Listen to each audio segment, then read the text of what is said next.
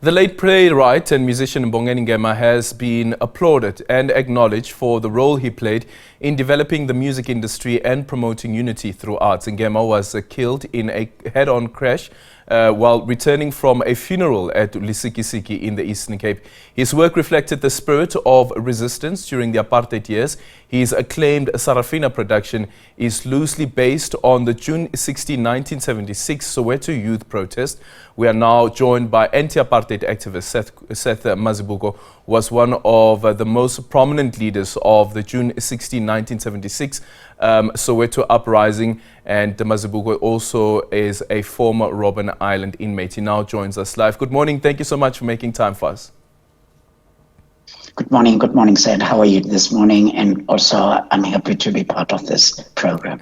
Thank you so much for making time for us indeed. Let's start off here. When you first saw the film Sarafina, what went through your mind? There is within the Sarafina a capturing of some of the very sad events of 1976.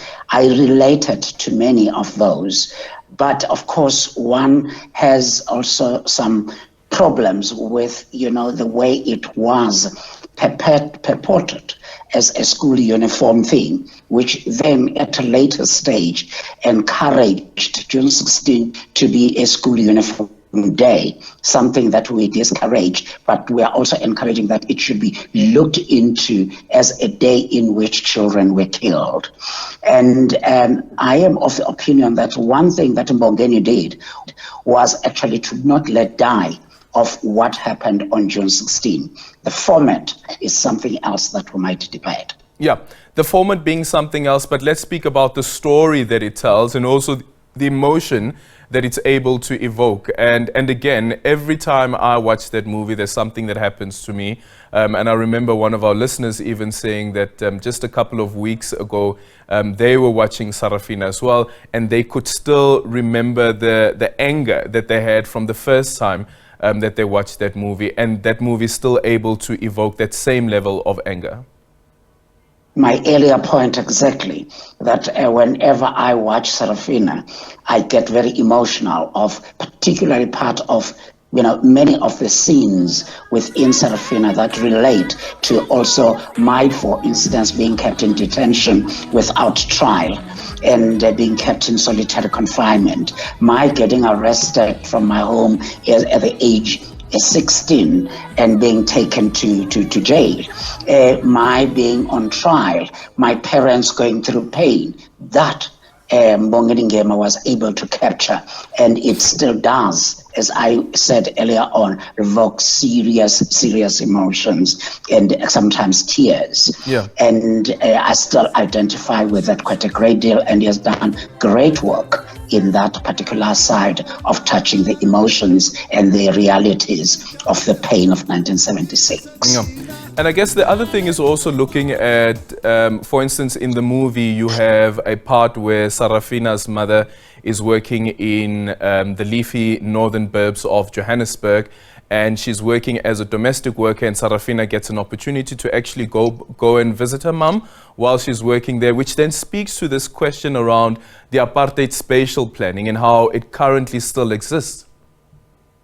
It also does speak to the form of education that we're fighting against, that wanted to domesticate many of us. We have to speak Afrikaans to be a better domestic worker, to be a better gardener, and you had to also be able to bring up the baby or the child of your boss or of your madam. So it carried that story neatly. And of course, you can relate to Mbongeni Ngema not only in carrying those stories only. You can also, Woza Albert, you can also Asinamali. All those are capturing the days of apartheid very well. And he did that very well when he actually was addressing the issue of discrimination again of, from the townships to the leafy suburbs, and what happens there, and why Sarafina, for instance, had to fight against Bantu education and the use of Afrikaans as a medium of instruction. So that story is well captured, and I must say it does actually keep that history as part of heritage that we always have to reflect when we look at where we're going in the new education system and all that is related to the new South Africa. Yeah, you've touched now on Woza Albert. I remember an interview that he had with my colleague Sakina Kwamendo. This is now Mbongeni Ngema, and he speaks about a moment that Woza Albert was being, the play was being shown at one of the local theatres, and he says that the police came in and the police arrested not only the cast but the audience members were arrested as well because it was deemed as an illegal gathering. But what do you make then of Mbongeni Ngema's tenacity to still continue telling the story of our colonial past and also centering apartheid to it? Mbongeni Ngema actually belongs to the class of your Duma Ndlovus, your Gibson Kenters, you know, these were the artists that were strong on trying to pronounce on, against apartheid, but do so on stage. And if you remember also that they were not even allowed to show these stage plays, to show them in any of the government halls or community centers. They were only allowed to show them in privately owned centers. And sometimes even those privately owned centers or halls will be also attacked by the police. They will come in and take, and actually destroy their stage and sometimes tear gas people inside the hall. Yeah. So we have had that experience. I stay in Orlando East. The only time you would see how long from Gibson Kente, you would only see it in Donaldson Community Hall, DOCC. You will not see it in the communal hall, Orlando Communal Hall, and you will be attacked. The police will come in and disrupt. In any other, actually, sometimes you could be even arrested inside whilst watching that. Yeah.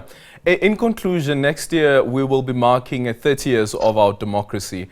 Do you think that there are still filmmakers out there who will be able to capture that specific moment, the transition itself, but also the anxiety before the transition and then what happens after the transition? Because I guess the story of apartheid and colonialism can't end with the likes of Duma, as we've just spoken, Gibson Kente, as well as Mbongeni Ngema.